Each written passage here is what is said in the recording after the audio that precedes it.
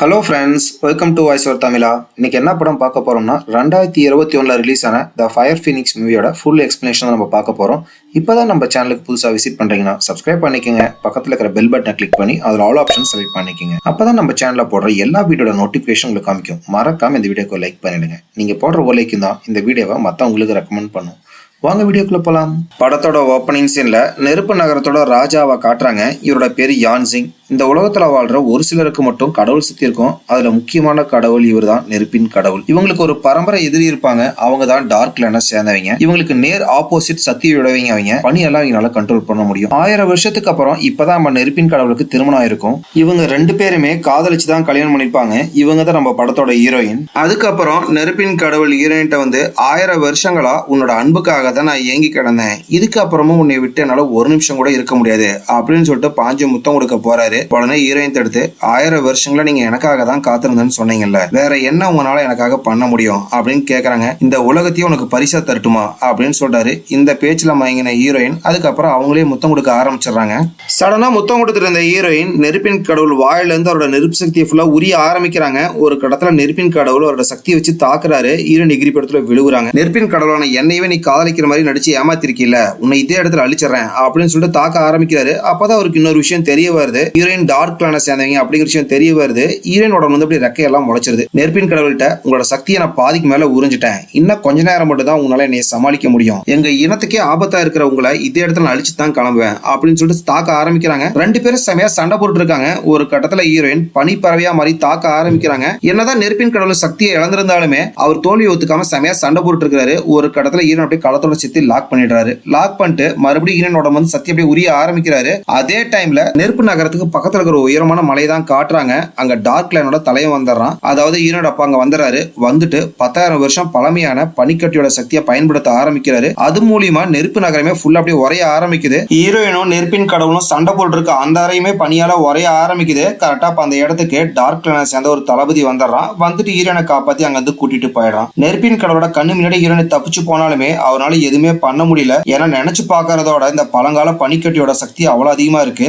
நெருப்புனால கூட எதுவுமே பண்ண முடியல. அப்படியே கட் பண்ணி கோட்டைக்கு வெளியே ஒரு தளபதி வரதான் காட்டுறாங்க. கரெக்டா அந்த இடத்துக்கு நம்ம படத்தோட ஹீரோ மூலிகைலாம் எடுத்துட்டு வரான். ஹீரோவை பார்த்த தளபதியோ என்ன மச்சி இங்க வந்திருக்க அப்படின்னு கேட்கறான். ராஜாக்கு உடம்பு சரியில்லைன்னு சொன்னாரு, அதனாலதான் மூலிகை எல்லாம் கொண்டு வந்திருக்கேன் அப்படின்னு சொல்றான். நீ தப்பான நேரத்துல வந்துட்டேன்னு நினைக்கிற மச்சி. இப்பதானே ராஜாக்கு ராணி கல்யாணம் ஆச்சு. அவங்க 2 பேரும் கொஞ்ச நேரம் சந்தோஷமா இருப்பாங்க. அதுக்கப்புறம் நான் சொல்றேன், நீ இப்ப எங்க 2 பேத்தையும் பார்க்கலாம் அப்படின்னு சொல்றான். நெருப்பிடத்தை சேர்ந்தீங்களா மொத்தம் 2 பேர் இருப்பாங்க. ராஜாவோட ரத்த சம்பந்தப்பட்டவங்க ஒரு இனமா இருப்பாங்க. அதுக்கப்புறம் வைத்தியம் இவங்க எல்லாம் பாக்குறீங்களா ஒரு இனமா இருப்பாங்க. அது என்ன வைத்தியர்கள் இனம் அப்படின்னா 1000 வருஷங்களுக்கு முன்னாடி கடவுள்லாம் பூமியில வாழும் போதும் மக்களோட உயிரை காப்பாத்துறதுக்காக சக்தி வாய்ந்த நிறைய மூலிகை எல்லாம் உருவாக்குனாங்க. அதையெல்லாம் பாதுகாக்கிறவங்க தான் ஹீரோ இனத்தை சேர்ந்தவங்க.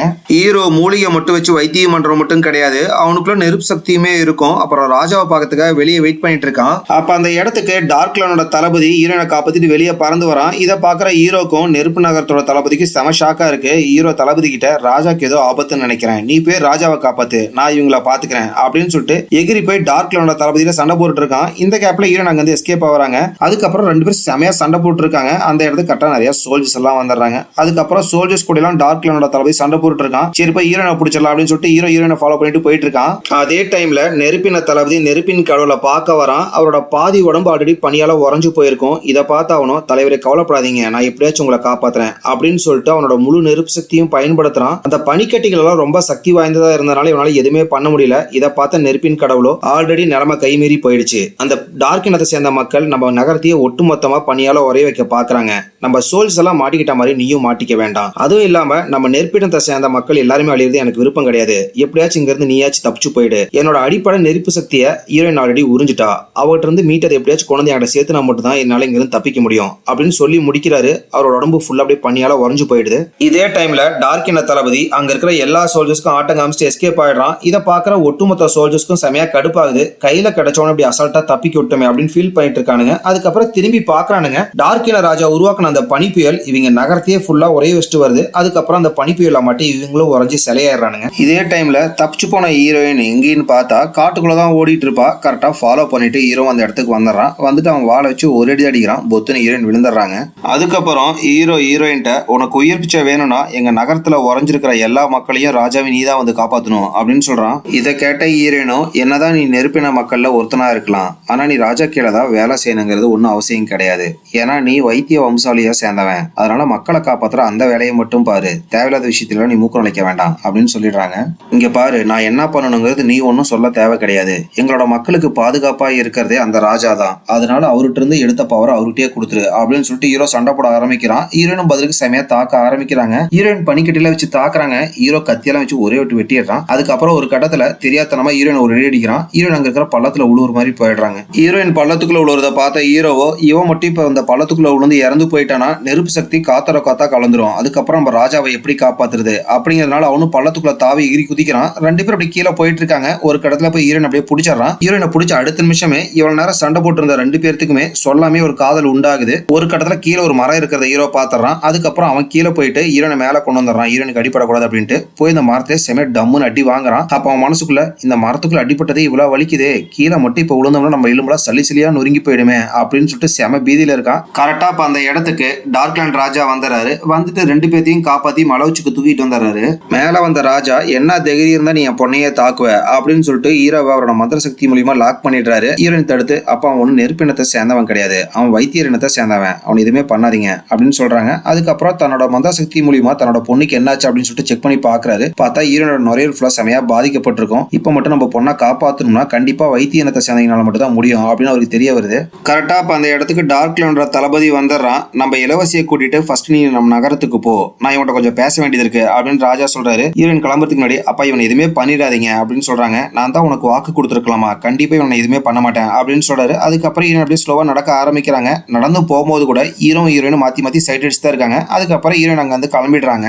அதுக்கப்புறம் ராஜா ஹீரோ கிட்ட, உன்னை பார்த்தா வைத்தியர் இனத்துல ரொம்ப முக்கியமானவனு தெரியுது, என்னோட பொண்ணு நெருப்பின் கடவுள்கிட்ட சண்டை போட்டதுனால அவரோட நுரையீரல் செமையா பாதிக்கப்பட்டிருக்கு, அது இல்லாம உடம்புல நிறைய காயங்கள்லாம் இருக்கு, நீ தான் சரி பண்ணணும் அப்படின்னு சொல்றாரு. இதை கேட்ட ஹீரோவோ, என்ன செல்லம் விளையாட்டு இது பண்றியா, எங்க ராஜாவே காதலிக்கிற மாதிரி காதலிச்சு கல்யாணம் பண்ணி ஏமாத்தி அவரோட சக்தியெல்லாம் உறிஞ்சு எடுத்துட்டீங்க, இப்ப உங்களுக்கு நான் உதவணுமா, கண்டிப்பா என்னால முடியாது அப்படின்னு சொல்லிடுறான். இதை கேட்ட ராஜாவோ, நீ இப்படிதான் சொல்லுவீங்கிறது எனக்கும் தெரியும், உன்னோட ஞாபகத்துல இருந்து நெருப்பின் நகரம் அழிக்கப்பட்டதை ஃபுல்லா நான் மறைய வச்சுறேன் அப்படின்னு சொல்றாரு. இதை கேட்ட ஹீரோவோ வேண்டாம் அப்படின்னு சொல்லிட்டு எவ்வளவோ கெஞ்சறான். இருந்தாலுமே ராஜா தன்னோட பனிக்கட்டி சக்தி மூலியமா ஹீரோட ஞாபகத்துல இருந்து நெருப்பின் நகரம் அழிக்கப்பட்டதை ஃபுல்லா மறைய வச்சிடறாரு. இப்போ உன்னால என் பொண்ணை காப்பாற்ற முடியுமா அப்படின்னு ராஜா சொல்றாரு. ஹீரோ வழியால செமையா துடிச்சிட்டு இருக்கான். அவனோட ஞாபகங்களும் கொஞ்சம் கொஞ்சமா போயிட்டு இருக்கு. அவனோட ஞாபகங்கள் ஃபுல்லா போறதுக்கு முன்னாடி ராஜா கிட்ட, என் உயிரே போனாலும் ஒரு நாள் துரோகிங்களை உதவ மாட்டேன் அப்படின்னு சொல்லிட்டு அங்க இருக்கிற பள்ளத்துல எகிரி குதிச்சிடறான். அப்படின்னு ஒரு பக்கம் காட்டுறாங்க. டார்க்லேண்டோட தளபதி ஹீரோயின் நகரத்தை நோக்கி போயிட்டு இருக்காங்க. கரெக்டா அந்த இடத்துக்கு நெருப்பு நகரத்தோட தளபதி வந்துடுறான். எங்க நகரத்தையும் அழிக்க பார்த்தா அப்படின்னு சொல்லிட்டு ஹீரோனை தாக்க ஆரம்பிக்கிறான். ஹீரோனும் சமாளிச்சிட்டு இருக்காங்க. அவன் சரமாரியா தாக்கிட்டு இருக்கான். ஒரு கடத்துல ஹீரோனால சமாளிக்க முடியல. ஏற்கனவே இங்க உடம்புல நிறைய அடிபட்டுக்கனால ஹீரோனால சமாளிக்க முடியல. அதுக்கப்புறம் தன்னை ஒரு பறவையா மாத்தி ஹீரோ விழுந்த அதே பழத்துல நெருப்போட வானத்துல இருந்து பொத்துன்னு கீழே விழுந்துடுறாங்க. அதுக்கப்புறம் ரெண்டு தளபதிக்கும் செமையா சண்டை நடக்குது. ஒரு கட்டத்துல நெருப்பு நகரத்தோட தளபதி செம பெரிய நெருப்பு பந்தை வர வச்சு அது மூலியமா தாக்குறான். கரெக்டா அந்த இடத்துக்கு டார்க்லேண்டோட ராஜா வந்துறாரு. வந்துட்டு அதை தடுத்து செம பெரிய பனிக்கட்டி மூலியமா அப்படியே நெருப்பு நகரத்தோட தளபதி அவர் அடிக்கிறாரு. எகிரி போய் அவன் பள்ளத்துக்குள்ள விழுந்துடுறான். அப்படியே கட் பண்ணி பள்ளத்துக்குள்ள விழுந்த ஹீரோவை தான் காட்டுறாங்க. ஒரு அருவி ஓரமா தான் கிடப்பான். கொஞ்ச நேரம் கழிச்சு அப்படியே மயக்கத்துல இருந்து கண்ணு முடிக்கிறான். செமையா அவனுக்கு தலையெல்லாம் வலிக்குது. நாம எப்படி இங்க வந்தோம், நம்ம ராஜாக்கு மூலிகை தானே கொண்டு போனோம் அப்படின்னு சொல்லிட்டு யோசிச்சு பார்த்துட்டு இருக்கான். இதுல இருந்து நமக்கு என்ன தெரியுதுன்னா, நெருப்பு நகரம் அழிஞ்சு போனது இவனுக்கு ஞாபகத்திலேயே இல்ல. அதுக்கப்புறம் ஹீரோயின் யாரு அப்படிங்கிற விஷயமே இவனுக்கு ஞாபகத்தில் இல்ல. சரி நம்ம இந்த அருவி விட்டு கிளம்பலாம் அப்படின்னு சொல்லிட்டு கிளம்ப பாக்குறான். கரெக்டா அந்த இடத்துல நெருப்பு பந்து மாதிரி ஒன்று வந்து பக்கத்துல இருக்கிற குகைக்குள்ள போய் விழுவுது. என்ன அப்படின்னு சொல்லிட்டு அதை பார்க்கலாம்னு சொல்லிட்டு அந்த குகைக்குள்ள விடும் போறான். ஹீரோ குகைக்குள்ள வந்து பாக்குறான். ஹீரோயின் தான் பறவை உருவத்துல அங்க இருப்பாங்க.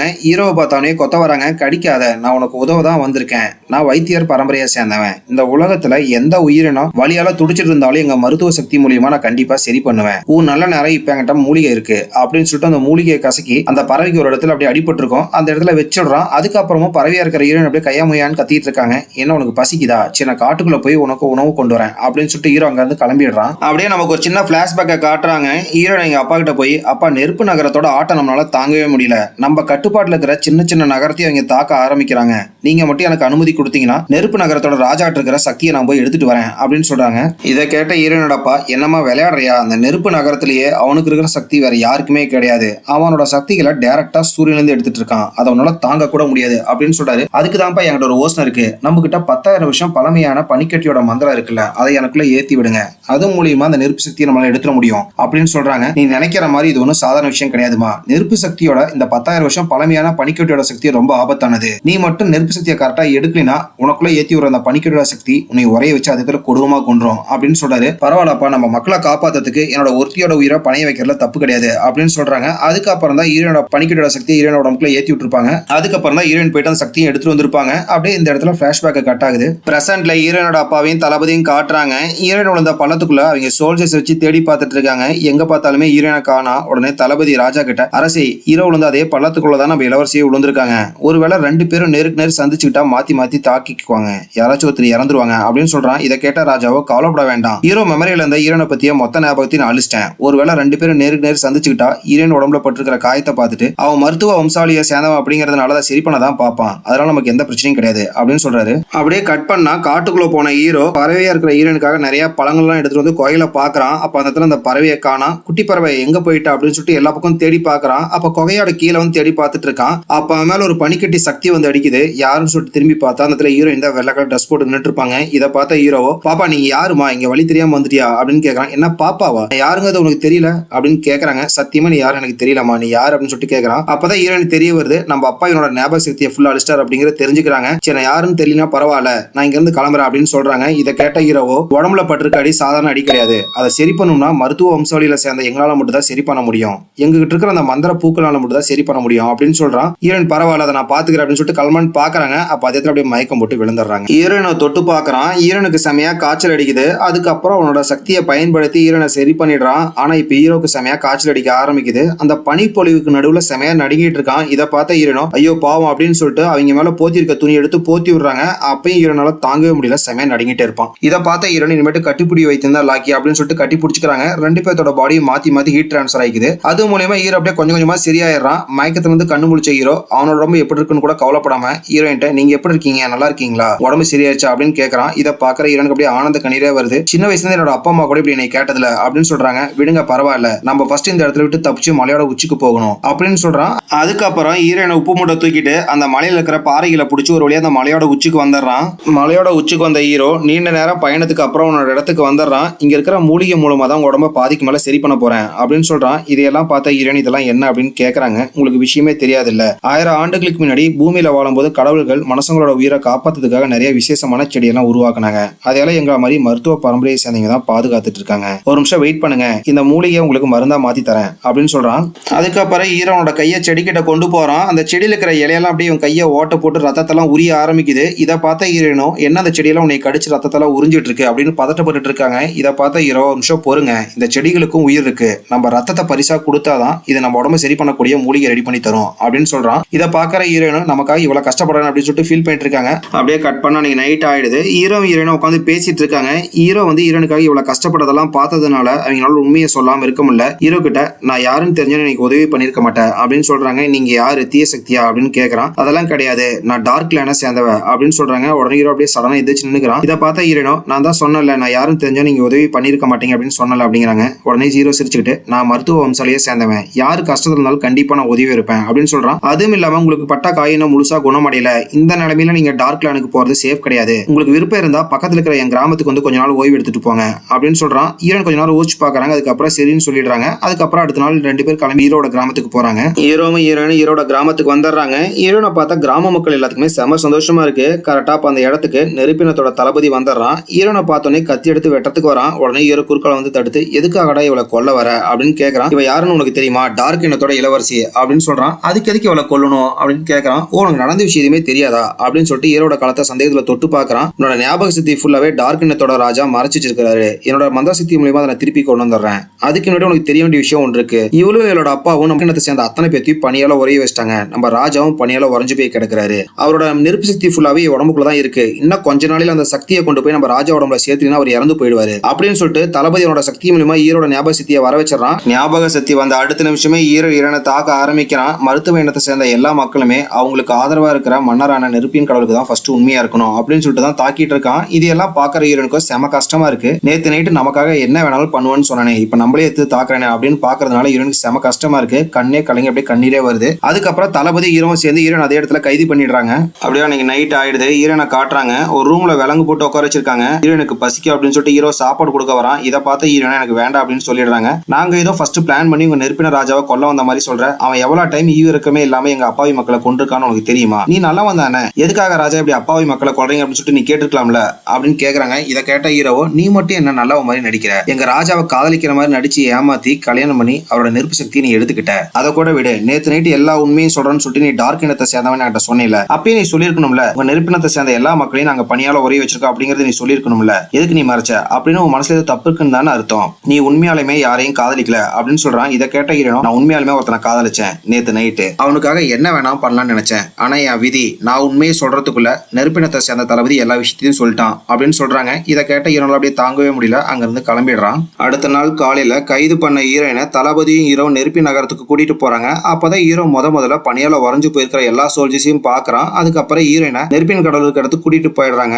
தளபதி அவனோட முழு சக்தியும் பயன்படுத்தி ஹீரோயின் மேல நெருப்பு அடிக்க ஆரம்பிக்கிறான். இது மூலியமா நெருப்பின் கடலோட சக்தியை பிரிச்செடு பாக்குறான். அவன் எவ்வளவுதான் சக்தியை பயன்படுத்தலாம் சக்தி 10 அந்த நெருப்பை பிரிச்செடுக்கிறதுக்கு. அதுக்கப்புறம் பக்கத்துல இருக்கிற ஹீரோ கிட்ட இப்போ உன்னோட உதவி எனக்கு தேவை அப்படின்னு கேட்கறான். ஹீரோ மனசை கல்லாக்கிட்டு ஹீரோயின் மேல நெருப்படிக்க ஆரம்பிக்கிறான். ஹீரோயின் வழியில அப்படியே கதறிட்டு இருக்காங்க. கரெக்டா அந்த இடத்துக்கு டார்க் இனத்தோட தளபதி வந்துடுறான். இதை பாக்குற ஹீரோவோ, அவனை நான் சமாளிச்சுக்கிறேன், நீ ஃபர்ஸ்ட் இந்த வேலையை பாரு அப்படின்னு சொல்லிட்டு தளபதி கிட்ட சண்டைக்கு போறான். எவ்வளவுதான் தளபதி முயற்சி பண்ணாலும் ஹீரோவை ஜெயிக்கவே முடியல. ஹீரோ அசால்ட்டா சமாளிச்சிட்டு இருக்கான். ஒரு கட்டத்துல நெருப்பினத்தோட தளபதி அதிக சக்தியை பயன்படுத்தி ஹீரோனை கொல்ற மாதிரி போறான். இதை பாக்குற ஹீரோவோ போய் ஹீரோனை காப்பாத்திட்டு அதுக்கப்புறம் அந்த நெருப்புல அவன் மாட்டிக்கிறான். இதை பாக்குற நெருப்பினத்தோட தளபதி ஒழுங்கா வழி விட்டு விலகு அப்படின்னு சொல்றான். எவ்வளவுதான் சொன்னாலுமே ஹீரோ கேட்க மாட்டேங்கிறான். இந்த கேப்ல டார்க் இன தளபதி ஹீரோனை கூட்டிட்டு அங்க எஸ்கேப் ஆயிடலான்னு பாக்குறான். ஹீரோ கஷ்டப்படுறத பாக்குற ஹீரோயினால தாங்கவே முடியல. ஹீரோக்கு உதவி பண்ணி ஆகணும் அப்படின்னு சொல்லிட்டு பேசிட்டு இருக்காங்க. ஹீரோனால நெருப்பின தளபதி அனுப்புற நெருப்பை தாங்கவே முடியாது. ஒரு கட்டத்துல அவன் உடம்புல அதிகமா நெருப்பு உண்டாக ஆரம்பிக்குது. அதனால பனிக்குள்ள உறைஞ்சு போயிருக்கிற நெருப்பின் கடவுளோட ஆன்மா வெளியே வந்து ஹீரோ உடம்புக்குள்ள பூந்துரும். இது யாருமே பாத்துருக்க மாட்டாங்க.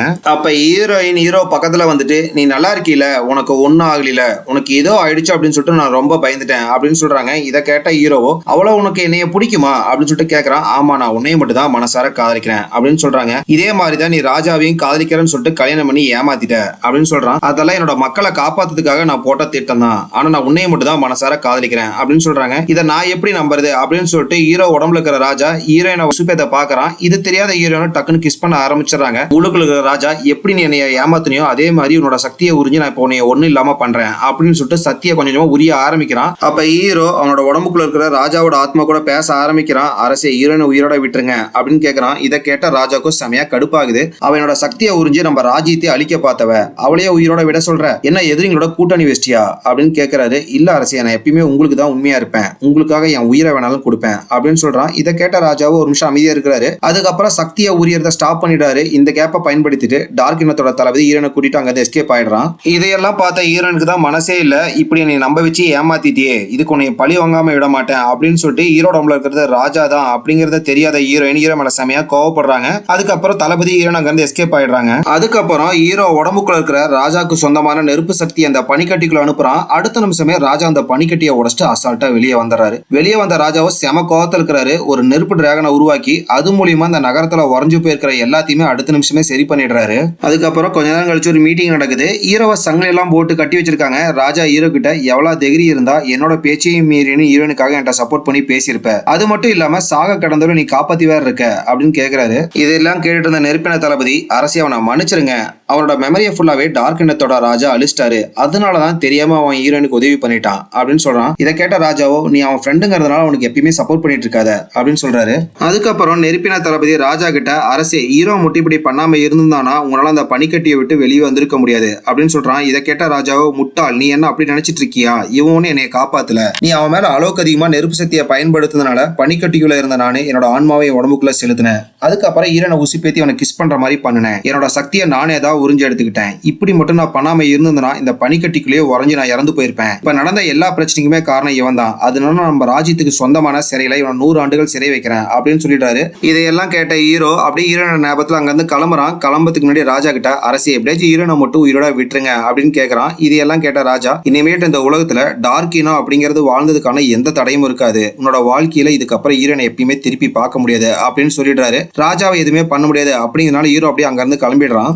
இதே டைம்ல தன்னோட டார்க் கிளானுக்கு வந்த ஹீரோனை தான் காட்டுறாங்க. அவங்க உடம்புல இருந்து அந்த பழங்கால பனியோட சக்தி அதிகமா வெளியே வர ஆரம்பிக்குது. இதை பார்த்த ராஜாவோ தன்னோட மகளை காப்பாத்தலாம் அப்படின்னு சொல்லிட்டு முடிஞ்ச அளவுக்கு முயற்சி பண்ணிட்டு இருக்காரு. ஆனா எதுவுமே வேலைக்கு ஆக மாட்டேங்குது. அப்ப பக்கத்துல இருந்த தளபதி, அரசே, இளவரசியை காப்பாத்துறதுக்கு வேற எந்த வழியும் இல்லையா அப்படின்னு கேட்கறான். தளபதி, உங்களுக்கு இன்னும் ஒரு விஷயம் புரியல, ஹீரோன் உடம்புல இருந்து முழுசா நெருப்பு சக்தி வெளியே வரல. நெருப்பு ராஜாக்கு சொந்தமான 10% நெருப்பு சக்தி ஹீரோன் உடம்புக்குள்ளதான் இருக்கு. நினைச்சு பாருங்க, 10% நெருப்பு சக்தி எப்படி 100% இருக்கிற பழங்கால பனியோட போட்டி போட முடியும்? முடியும். அதனாலதான் அந்த பனியோட சக்தி வெளியே வர ஆரம்பிக்குது. கொஞ்சம் கொஞ்சமா ஹீரோயினை அழிக்க பாக்குது. நானும் முடிஞ்ச அளவுக்கு என்னோட சக்திகளை பயன்படுத்தி பாத்துறேன், ஆனா என்னால எதுவுமே பண்ண முடியல அப்படின்னு ராஜா புலம்பிட்டு இருக்காரு. அப்பதான் அவங்க இருக்கிற அறைக்குள்ள சூரியன் வெளிச்சம் வருது. இதை பார்த்த ராஜாவோ, நெருப்பு நகரத்தோட ராஜா, அவனுக்கு எப்பெல்லாம் சக்தி குறையுதோ சூரியன்ல இருந்து சக்தி எடுக்கிறத நான் பாத்திருக்கேன். அவனால எடுக்க முடியும்னா கண்டிப்பா சூரியன்ல இருந்து என்னாலையும் சக்தியை எடுத்து என்னோட பொண்ணுக்கு கொடுக்க முடியும். அது மூலியமா ஹீரோயின் உடம்புல இருக்கிற அந்த பனியோட சக்தியை நம்மளால அடக்கி வைக்க முடியும். ஃபர்ஸ்ட் அந்த சடங்குக்கான ஏற்பாடு பண்ணுங்க அப்படின்னு சொல்லிடுறாரு. அதுக்கப்புறம் கொஞ்ச நேரம் கழிச்சு டார்க் எண்ணத்தோட ராஜா அவரோட முழு சக்தியும் பயன்படுத்தி சூரியன்ல இருந்து நெருப்பு சக்தி எடுத்து கொஞ்சமா ஹீரோயின் உடம்புல அனுப்பிச்சிட்டு இருக்காரு.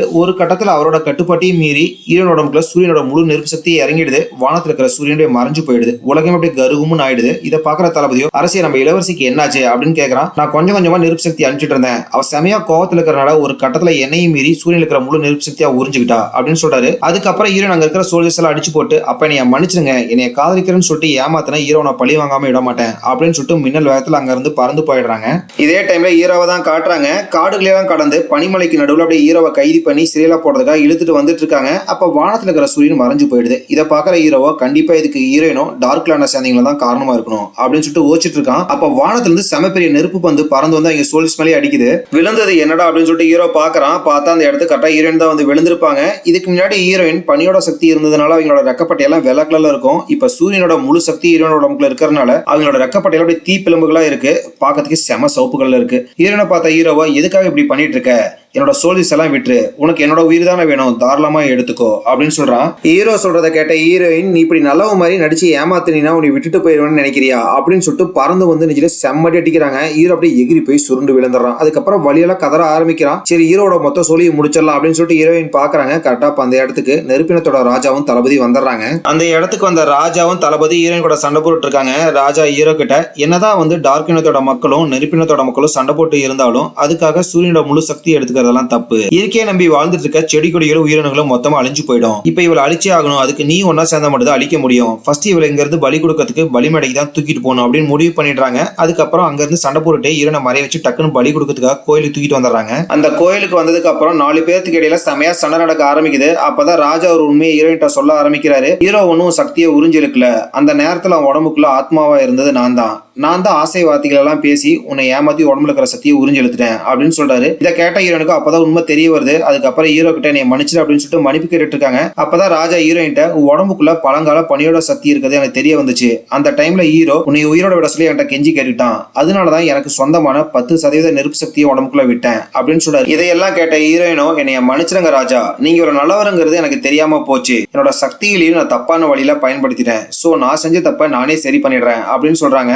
அதுக்கப்புறம் ஹீரோயின் போய் பலிமடியில் நின்று அவங்களோட சக்திகளை கொஞ்சம் கொஞ்சமா சூரியனுக்கு அனுப்பிச்சிட்டு இருக்காங்க. இது மூலியமா ஹீரோயின் இறந்து போறதுக்கு கூட வாய்ப்பு இருக்கு. இதை தெரிஞ்சுக்கிட்ட ஹீரோவோ ஹீரோனை போய் கட்டி பிடிச்சி என்னை விட்டுட்டு போயிடாது அப்படின்னு சொல்லிட்டு கதையிட்டு இருக்கான். உடனே ஹீரோயின், இந்த ஜென்மத்துல நான் நிறைய பாவங்கள்லாம் செஞ்சிருக்கேன், இப்ப சூரியனோட கலக்கறதுனால என்னோட பாவங்கள்லாம் குறையும், அடுத்த ஜென்மத்துல கண்டிப்பா உன்னை வந்து சேருவேன் அப்படின்னு சொல்லிட்டு கொஞ்சம் கொஞ்சமா அவங்க சக்தியெல்லாம் சூரியனுக்கு அனுப்பிச்சிட்டு இருக்காங்க. கரெக்டா அந்த இடத்து டார்க் இனத்தோட ராஜா வந்துறாரு. இதை பார்த்த ஹீரோயினோ, அப்பா இது முழுக்க முழுக்க நானே எடுத்த முடியுதான், இதுக்காக நீங்க நெருப்பின மக்களோட சண்டைக்கெல்லாம் போகக்கூடாது அப்படின்னு சொல்லிடுறாங்க. ராஜாவும் வேற வழியில் அப்படிங்கிறத புரிஞ்சுட்டு சரின்னு சொல்லிடாரு. அதுக்கப்புறம் ஹீரோயின் முழுசா போய் சூரியனோட கலந்துடுறாங்க. உலகத்துக்கே வெளிச்சம் வந்துருது. இதை பாக்குற ஹீரோனால தாங்கவே முடியல. அப்படியே எகிட்டு சூரியன் பக்கத்துல போறான். இதை பாக்குற ஹீரோயினோ, நீ இப்ப இந்த இடத்துக்கு வந்தீங்கன்னா எரிஞ்சு சாம்பல் ஆயிடுவேன் அப்படின்னு சொல்றாங்க. எனக்கு அது சந்தோஷம் தான் கூட கலக்குறது அப்படின்னு சொல்லிட்டு அவன் சூரியனோட கதிர்வீச்சோட கலக்கிற மாதிரி காமிச்சு இந்த படத்தை முடிக்கிறாங்க. பாய் பாய் மக்களே, மறக்காம இந்த வீடியோக்கு ஒரு லைக் பண்ணுங்க. நீங்க போடுற ஒரு லைக்கும் தான் இந்த வீடியோவை மத்தவங்களுக்கு ரெக்கமெண்ட் பண்ணும்.